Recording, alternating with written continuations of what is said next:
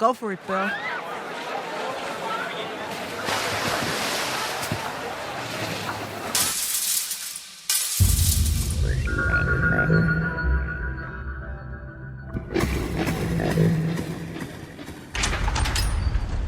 Welcome to Shattered Reality with your hosts Kate Valentine and Fahrusha. Prepare to have your paradigms shifted and your truths questioned. And now, Shattered Reality. Well, hello there, Shattered Reality listeners. My name is Fahrusha, and I want to slate for you. Today is Tuesday, March 26th, 2019, and this is our 86th show. We've been on the air now for, I believe, 3.5 years, and we've been doing shows since 3.5 years ago. I guess it's 2016. Sometimes I say some obvious things out there, people. In any case, we have a very interesting guest for you today. This is a person who has been a listener to Shattered Reality, and she's actually someone that I know. And she finally came out to me about her personal experiences with the paranormal. So we're going to have an extended listener's corner today, and I would like to introduce you now to our listener, Kate. Hello, Kate. Hi, Fahrusha. How are you? I'm doing very, very well. And so you were telling me about a few different experiences that you had with your sister. Do you want to start with that? Sure. My younger sister always was very, very sensitive and always, as we called her, psychic. And she seemed to have an instinct, even as she got older, with all kinds of little things happening. But this first incident, we were young. There were 3 sisters. We all slept in one tiny little room. The girls had bunk beds, and I was across the room. And she would sit up in bed sometimes, 8, 9, 10. When you're in a little room with 2 other people and somebody sits up and your kid, you're always, well, what's the matter? What are you doing? And I remember this time she got up and went out into the living room. So, of course, being kids, we followed her out into the living room. She was sitting with my mother on the couch. And she said, I saw Grandpa. My grandpa had lived downstairs in a house that he built when he came over from Italy, and he had died. And Maggie said, I saw Grandpa. And my mother said, really? Where was he? She said, sitting next to me on the bed. And I'm standing there just watching. I'm a kid. I'm 12 maybe. And my mother said, how did he get into the bedroom? She said he came in through the window. Wow. And my mother said, wow, Grandpa loves you. I guess he came to visit. And that happened another 2 or 3 times. And I remember in the morning getting up, and again, I'm 12, my sister saying, Grandpa came again last night. Maybe 3 times in all that I could remember. And he sat with her and spoke with her. And I always remembered that. And I wanted to see Grandpa too, but Maggie was special. Well, what did Grandpa say to Maggie? Do you recall? I'm trying to recall. Again, it was a while ago, but she was going to be all right. Things were okay. I believe that was it. He said, how are you feeling? You'll be okay. And I think he told her he missed her. She was the quiet one. Okay. And now this all happened in Hudson County, New Jersey, correct? It did. In Hudson County, yes. And were there any other people in your family that were at all psychic or had experiences of this nature? Well, later on, my younger brother was 12 and a half exactly, and my mother died Oh. very, very, very quickly and very tragically. needless to say, we were all, I was 21 or something, we were all young. And he refused to go to the funeral. My father begged, threatened, cajoled. He would not go to the wake or the funeral. So we Oh, all left the house and left him. Well, because we had to go. sure. Family. Right. And when we got home, my brother, who was very, very bright, they say too smart for your own good, very bright, was sitting on the couch with his head in his hands. Of course, needless to say, we were all pretty upset, very horrific. And he said, I was not sleeping, I was not dreaming. And I said, all right. He said, Mom came walking down the hall to my room. And I said, what? And he said, listen to me. I wasn't sleeping. I wasn't dreaming. She opened the hall door. I heard the noise, and she walked down to my bedroom and looked in on me. Wow. And I remember just getting home from a wake, which these days are short and sweet, but then they were 3 days long. And as I said, my mother was young. She died. She was 51. So, and she was very, very close to my brother. Well, did she say anything to your brother, your mom? I think she said she was sorry. She died very suddenly, and they were close. We were all out. I was out and married. He was the last one born, very late to her, and I think she said she was sorry. She couldn't help it, Yes, but he never. Yeah, the time has come apparently. For, right. And he never, ever got over it. well, oddly enough, now I know you, and I know one of our other listeners' corner guests, and I happen to know that this lady who was also on the show probably lived within a couple of blocks of where you live.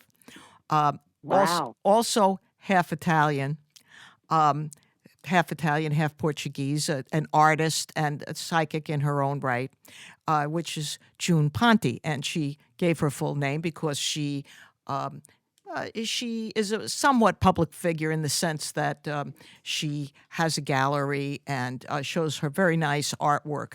She had a number of UFO experiences on the road between Hudson County and Sussex County, New Jersey. She made that trip quite frequently, and she had a number of UFO experiences as well as some experiences with the people who have passed away.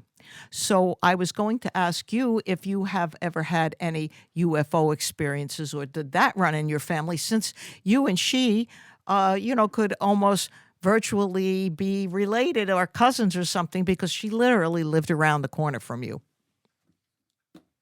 Well, it was common knowledge in our neighborhood when I was young that UFOs seemed to be seen over North Bergen, and we would laugh because it was, a lower middle income area with lots of kids, but there was a park, and many times it was supposedly seen that UFOs landed in this particular park. I'm talking the 60s. Right.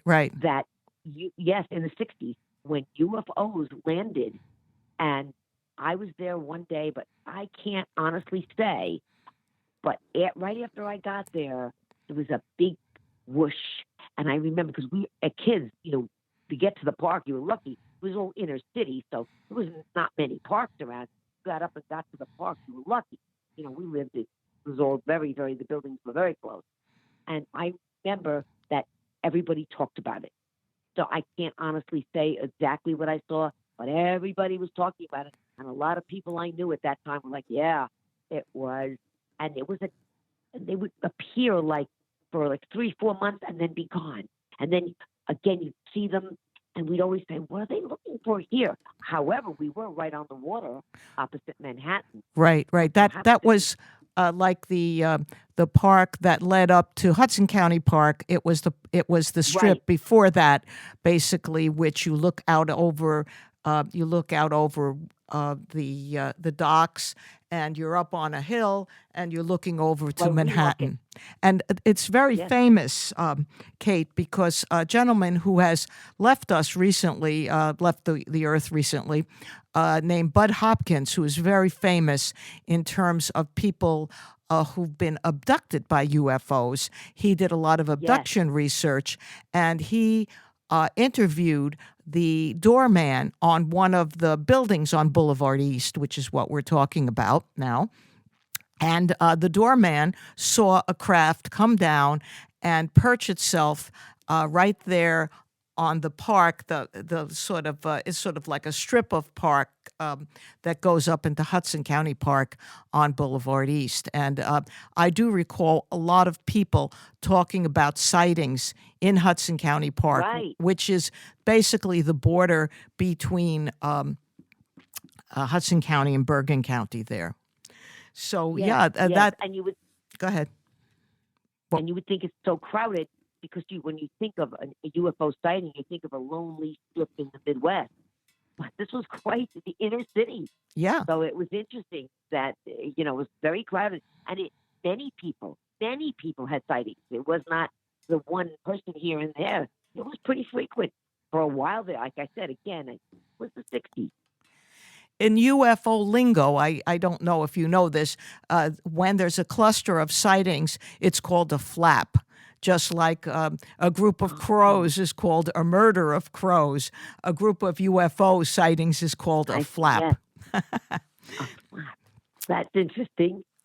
So tell us, by the way, if there are any other psychic experiences in your immediate family. Well, again, the same sister that Grandpa came to visit. We were older, and she was sleeping on the couch. My younger brother had died, and he never got over my mother, so you Oh won't be my. surprised. So he died at like 35. Okay, so she's sleeping on the couch, and she feels something like if you took your finger and snapped it against her cheek, that little stingy feeling if somebody went ping and pinged your cheek. Right. And so in the mid-afternoon, no one was home, and she felt this thing, and she thought, what the heck? And she sat up because this thing on her cheek, and she looked up, and my brother's head was floating above her. Wow. And she freaked out. And again, there was no one home.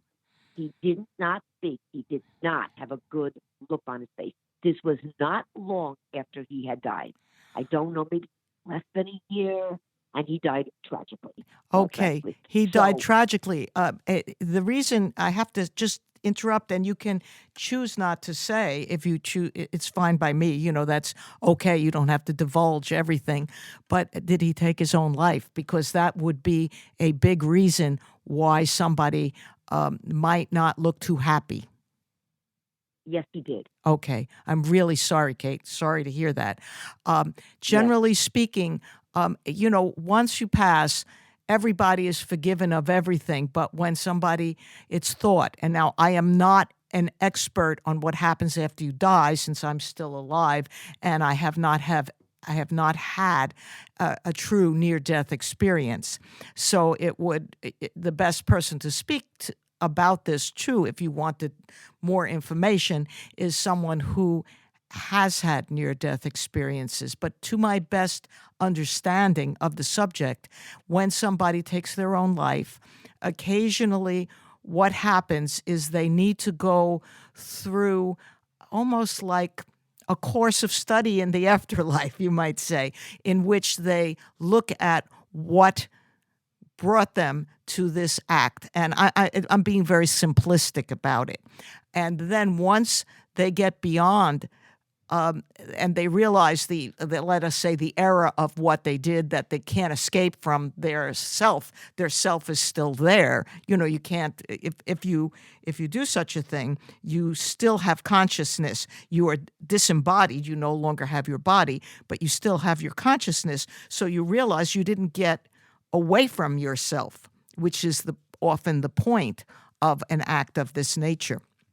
So I am sure that within a matter of a short time, he was absorbed up into the greater light and joined all of the people that he knew, relatives and friends who may have predeceased him. But sometimes when someone takes their own life, they first have integration period, let's say, for realizing what they've done and what's going on. So you should not worry that he is not okay now, because from everything that I know and have learned, there is he will be just fine. He is just fine. So what did your sister have to say beyond that about that instance? Do you recall? Well, she was shaken. I mean, especially since she felt the ping on her face and there was no one else home. And she said it hurt. So she was like, the ping on her face. It was like somebody took a finger and. So she was freaked out. He looked bad. So she was hanging around at that time. One of her girlfriends, Hispanic woman, at that time, had an old grandma, Union City, and she was telling her girlfriend this story, and her girlfriend told her mother. Well, her mother, who was much older woman at the time, flipped and said, Get to a church, go take your girlfriend and get to a church immediately. He needs help. He needs to see the light. And so this older woman urged her daughter, who was one of my sister's dear friends, to get to a church. They went that day or the next morning and lit as many candles as they could in a church, I think in Union City. And she said, just show him light. He's restless. He has to find it. Yes. Well, that is something that I hadn't thought of, that he hadn't yet, gone up to the next level. But even when a person goes up to the next level, they do sometimes have an integration period before they can, say, join their relatives and friends in the afterlife. But there is such a thing as a wandering spirit purportedly on the earth, and that could be that too. But he did need to be guided to the light. That woman gave your sister and her daughter good advice, and I'm sure that your brother is doing much better at this juncture. Was there any denouement? Any after anything happened after that with this situation with the brother? Did he appear again at any time? No, not that. I've had dreams that there was words and language, and it felt very real, but I can't actually say. My sister actually saw. She said it was his head and floating. And by the way, just to add on, the woman, her girlfriend's mom, the older lady, was in her area pretty renowned psychic. Okay. I don't know her name. She was an older lady that people went to for all kinds of little things. Again, back in the 60s in Union City. So this woman, she wasn't just a grandma who said that. She had, helped a lot of people and talked to a lot of people. So she was an advenedora, I guess it's the word that you see in West New York and Union City on Bergen Line Avenue. Right. And there's a advenedora consultant. So that yes, that's wonderful. Before you had a name for it, she was already happening. Okay, well, that's very, very cool, and I wonder if they went to St. Michael's Monastery, because that was certainly a big, huge Catholic church at the time. A huge, a very interesting, very. Not a Catholic myself, but I'd been inside it a number of times, and it really was a very impressive church. And it's really so sad at this juncture that it is now apartment buildings and that it was repurposed. I'm glad they didn't tear it down, but it's so sad that such an edifice like that would be kind of Yeah. no longer in existence. Yeah. In any case, so do you have some other stories to tell us? I know that at first, let's finish with your family. Do we have anything else about the family? Well, I just thought of this as you were talking to me and saying near death. Uh, this just came to me. It's so funny. I haven't thought about it in years. When I was young, I read, like, say, my 20s. I read lots of near death experiences. And I got the very first book out was Life After Life, I think Uh was huh. the name of it. And I must have read it in my 20s, you know. And I remember I was very interested in life after life. So I read it. And one day, now my mother had me at 33. So by the time I was in my mid 20s, she was, what, the 40, 50, late 50s. Right. You said she died at And this, 51 or no, I'm sorry, she died at 55. So 55. this was Okay. right before she died. Right before she died. So I guess I was 20. I'm trying to remember. And my mother had twins, and she nearly died. They had to revive her, so she was gone for like 2 to 3 minutes. But in those days, you didn't tell people that you had a near death experience or what you saw. Never, because they say, especially a woman, they say you were crazy, you were neurotic. So my mother was a school teacher. She never told anybody. But I remember on this day, and like I said, it was about a year before she died. I guess it was 21 or something, or 20. She said, "Yeah, I saw the light." And I said, "What?" She said, when I had your sisters, I had twin sisters, she said, I was gone. And I didn't understand, but I was reading Life After Life. She said, "You're reading about it." I said, "Why didn't you tell me?" And she said, "Not something you tell people." She said, "They don't believe you." And she told me that she tumbled and tumbled, and it was dark. And then she saw light, but she was not admitted in. And she was pushed back. That was the word I think she used, pushed back. But upon looking at all her records in the hospital, she died for like minutes, and they had to revive her. But she never, ever told anybody. But she just remembers tumbling in the dark and then getting to some sort of light, but only to be pushed back and refused. And they revived her. Well, I'm so glad that she was there for your twin sisters, at least for part of their lives. She Yes, didn't happen to mention if there was a being that she saw that pushed her back, or it was just a force. I can't remember. I was young and I No, can't remember. Uh, I don't know. I don't know. I got the sense from the language it was a force, okay. but I don't know. Some people, the people have different experiences, but they do sort of. There are similar parts, similar elements. Like some people never see the tunnel, other people see the tunnel, but they almost everybody sees a light of some sort. And when they see the light, some people are met by actual relatives, like, say, in your mother's case, maybe her father or mother.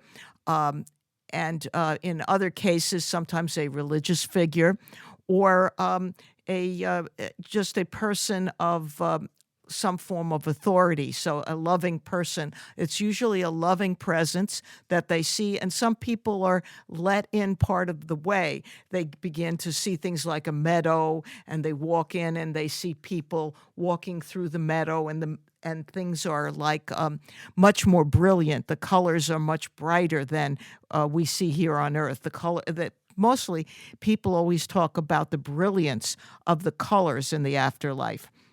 But not everybody sees the same thing, and people get turned back at different junctures along the pathway to the afterlife. If you follow what I'm saying. Yeah, yeah. And she was turned back. I don't know whether 3 minutes or 2 minutes would be the timing, how far, maybe the timing, maybe she just got revived and, got pushed back because, Sh- you know, She was revived. I'm just looking to see. Life Before Life is probably Life After Life. okay, because Life Life After. The Before name of Life the book? is Jim Tucker. Is a fellow who works at the University of Virginia, UVA Dops. He's a famous past life researcher. So it's Life After Life. I believe it was. It was one of the first ones out. Maybe it was another one of his. I think it was Life After Life. Okay. Well, I don't have it. I just had Life Before Life. But be that as it Maybe may, it was that. are there any other things in your family that you would like to talk to us about? Any other psychic events? Because I this just is good. This is remembered that one. Yeah, that was a good one. You jogged my memory when you said near death experiences, and I remember I was so shocked that day when my mother said that because I was so into researching it, And she said, "Well, I had that experience." No, I can't think of another at this moment. I can just remember my brother saying, "I wasn't asleep. Mom came here," and that's no, the only other incident that happened to me was actually happened to a boyfriend of mine who's living in a house with 5 other guys. And he went home that night and he was eating in the kitchen with another guy.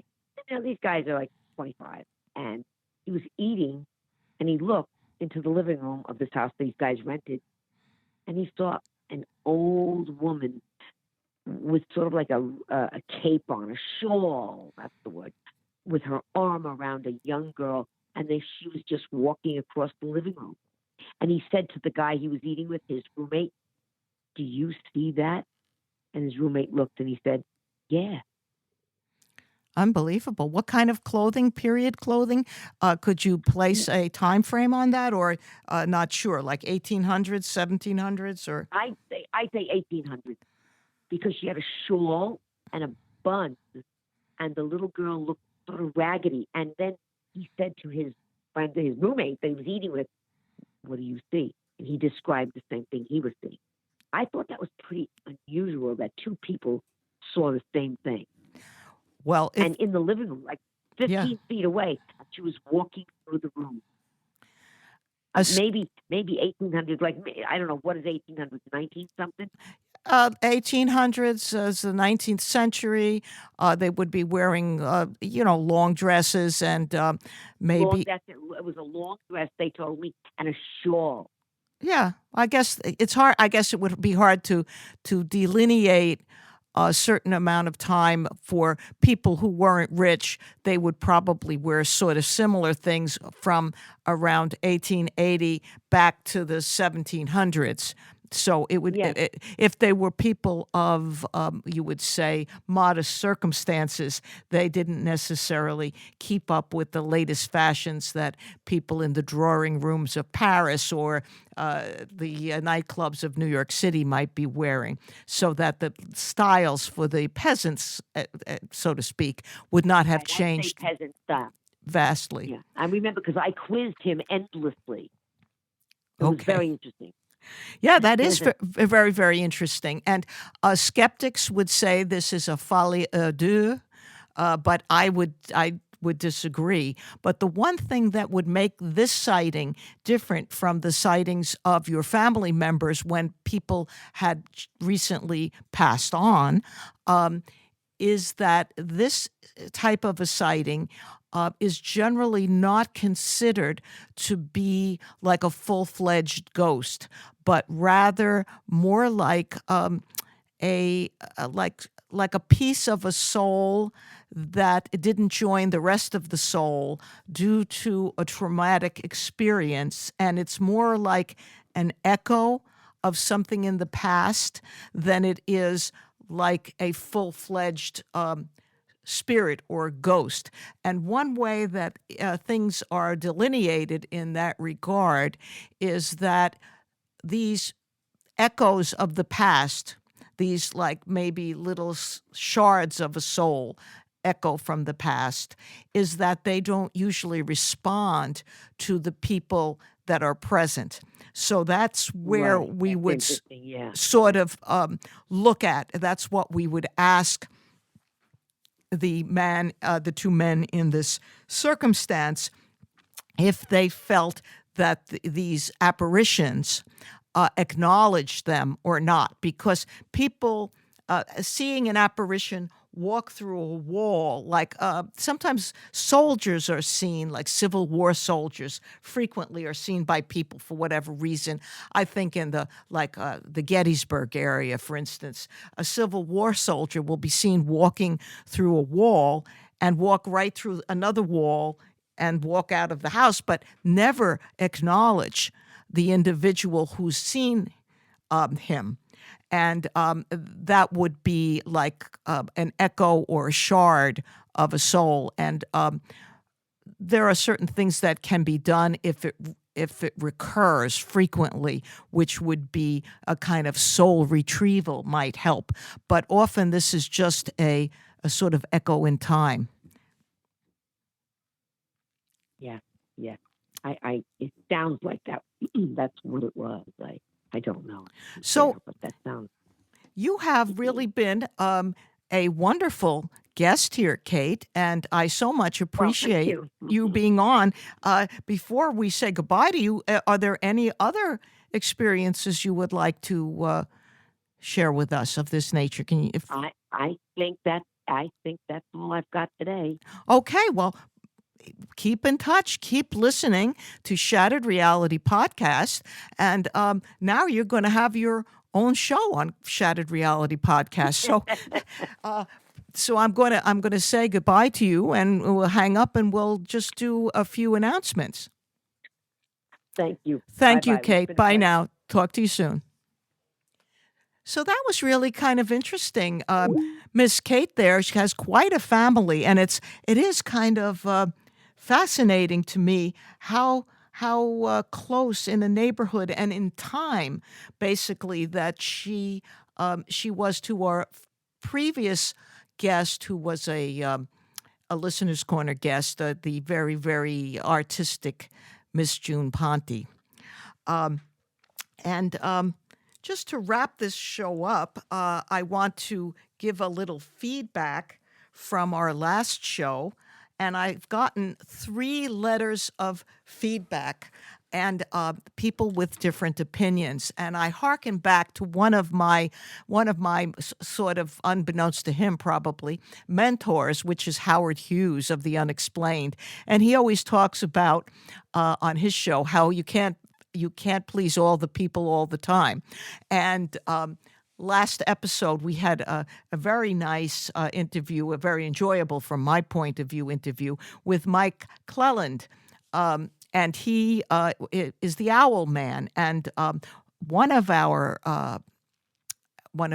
listeners mentioned that I talked about myself too much, and he didn't like that. So I'm sorry to him. However, I got 2 other letters with glowing responses about the podcast, one of whom was another Listener's Corner person whose name I'll mention because I know that she will like that, and that is Stephanie Quick. And she really liked the interview a whole lot. She liked hearing about the commonality of the experiences that Mike and I had, how they were similar but different. And in addition, one of our south of the border colleagues, who I won't mention her name because she didn't give me permission to do so, but she is a psychologist who lives in Mexico, and she really enjoyed the show as well. So different strokes for different folks. You can't please all of the people all the time. I think old Abe Lincoln said that. But so thank you to all 3 people, because I appreciate all of your comments as long as they're constructive.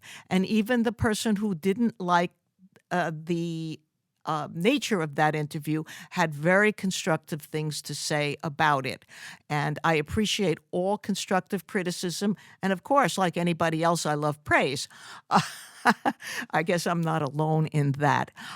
So before we wrap it up, I wanted to tell you about our next guests, our next 2 guests, which should be coming in a few weeks. We're going to have a couple of weeks off, but we shall come back in force with Russell Targ and Lance Mungia, who are going to talk about the iteration of their movie, the latest iteration of their movie, which is Third Eye Spies. Russell Targ's story about having worked extensively and basically invented the remote viewing program along with a few other people. He was the founder, along with Hal Puthoff and a few other notable individuals. And he's going to talk about starting that up and how he put it into a movie and what the heck actually did happen to the policeman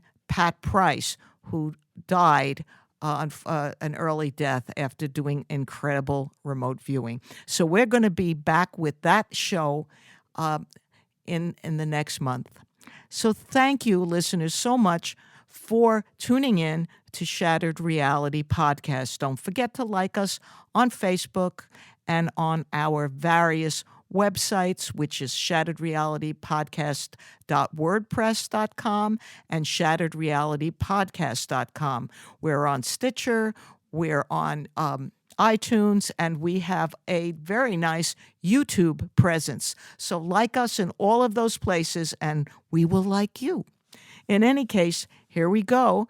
Goodbye from Shattered Reality.